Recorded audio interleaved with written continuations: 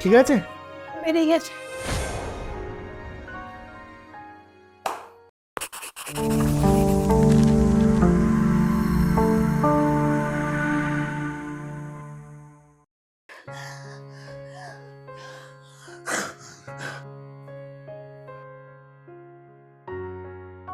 বৌদি, ও বৌদি, দুধটা নিয়ে যাও।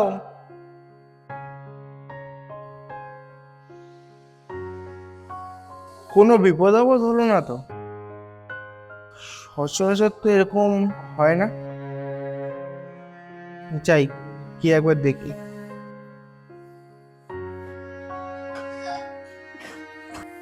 বৌদি, বৌদি, তুমি এরকম করছো কেন? খাবার শ্বাসনালীতে আটকে গেছে?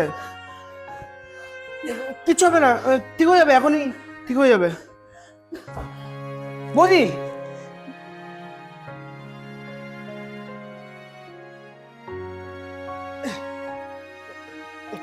ঠিক হয়ে যাবে বৌদি।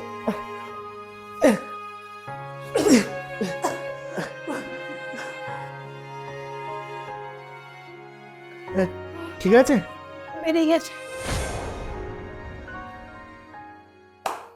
দাদা, আপনি না থাকলে যা হতো না।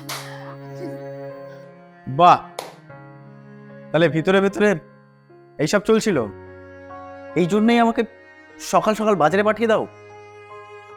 ছি, কি বলছো তুমি এসব? ঠিকই বলছি। দাদা আপনি ভুল ভাবছেন। তুই চুপ কর। ছি বর্ষা, ছি, তোমার একবার লজ্জা করলো না? তুমি এতটা নিচে নেমে গেছো সামান্য একটা দুধওয়ালার সাথে। চুপ করো, তুমি না ভেবে চিন্তে অনেক কথা বলছো। তুমি আমাকে তো ছোট করছো, সাথে সাথে তুমি রাজুকেও ছোট করছো। খুব কষ্ট হচ্ছে তাই না রাজুকে ছোট করছি বলে? তোমার একবার লজ্জা করলো না? তুমি তুমি এতটা নিচে নেমে গেছো। কি কম ছিল বলো? আমার মধ্যে কি কম ছিল যাতে তোমাকে আজকে এই নোংরা খেলায় নামতে হলো? আমার তো তোমাকে কিছু বলতে এখন ভালোই লাগছে না। তোমার সাথে কথা বলতেই আমার ঘৃণা করছে। ও, আমার সাথে কথা বলতে তো তোমার এখন ঘৃণা করবেই। আমার সব কথা তোমার এখন খারাপ লাগবে। দাদাবাবু, আপনি ভুল বলছেন, মস্ত বড় ভুল কথা বলছেন। বৌদির কোনো দোষই নেই। আর আমি আসল কথাটা বলছি। থাক, তোর থেকে আমি আমার বউয়ের ক্যারেক্টার সার্টিফিকেট নেব না, ঠিক আছে? নিজের চোখে আমি যা দেখেছি সেটাই যথেষ্ট। আমার নিজের চোখে দেখা ভুল কি করে হতে পারে? দেখো, সবসময় আমরা যেটা চোখের সামনে দেখি না, সেটা সত্যি নাও হতে পারে। হ্যাঁ, তুমি হয়তো দেখেছো যে ও আমাকে জড়িয়ে ধরেছিল, কিন্তু জড়িয়ে ধরার কারণটা সম্পূর্ণ আলাদা। থাক, আর কত বাহানা দেবে? হ্যাঁ, আর কত নাটক করবে? আমি কি ঘাসে মুখ দিয়ে চলি? আমি নিজের চোখে দেখলাম ও তোমাকে জড়িয়ে ধরে আছে, আর তুমি তার অন্য কারণ বোঝাবে আমাকে, আমাকে সেটা বুঝে নিতে হবে? সেটা কি করে হয় বলো? আর একজন দুধওয়ালার কি করে সাহস হয় তোমাকে জড়িয়ে ধরার বলো? দাদাবাবু, আপনি ভুল ভাব। তোকে না বলেছি চুপ করে থাকতে? হ্যাঁ, তোকে আমি পুলিশে দেব, ওর জন্য আমার সংসারটা শেষ হয়ে গেল। তুমি তুমি আমার গায়ে হাত তুললে বর্ষা? হ্যাঁ, মারলাম। প্রয়োজন পড়লে তোমাকে আরো একবার চড় মারবো। আর তুমি কিনা ওকে কি বলছিলে? ওর জন্য তোমার সংসারটা নষ্ট হয়ে গেছে। আজ ও ছিল বলে তোমার সংসারটা বেঁচে আছে এখনো।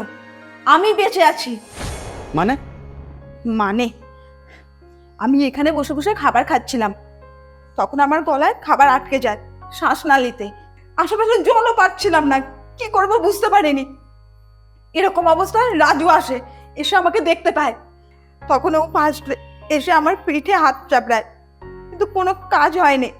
লাস্টে ও আমাকে তুলে পেটে চাপ দিতেই খাবারটা গলা থেকে বেরিয়ে আসে। যার কাছে কিনা তোমার কৃতজ্ঞ থাকার কথা, তুমি কিনা তাকে চড় মারছো। এত কিছু হয়ে গেল আর আমাকে একবারও জানালে না? জানানোর মতো অবস্থা তুমি ছিলে? মাথায় যত নোংরা চিন্তাগুলো ঘুরঘুর করছিল, কত করে বলার চেষ্টা করলাম, কিন্তু তুমি একটা কথাও শোনোনি। তোমার আমার প্রতি অগাধ বিশ্বাস দেখে না সত্যিই খুব ভালো লাগলো।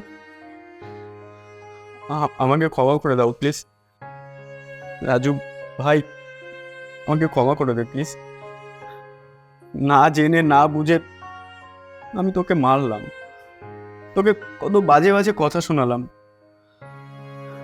আসলে কি বলতো, আমি ওকে তো ভালোবাসি না, তুই ওকে জড়িয়ে ধরে আছিস দেখে আমি আর মাথা ঠিক করে রাখতে পারিনি।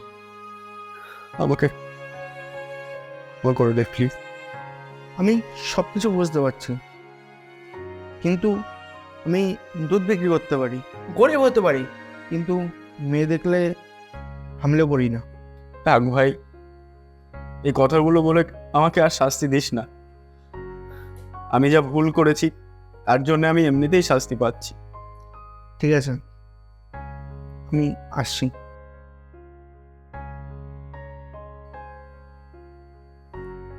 বর্ষা, তুমি আমি ক্ষমা করে দাও, আমি না জেনে অনেক বড় ভুল করে ফেলেছি। শুধু না ভালোবাসলেই হয় না, ভালোবাসার মানুষটাকে বিশ্বাসও করতে হয়।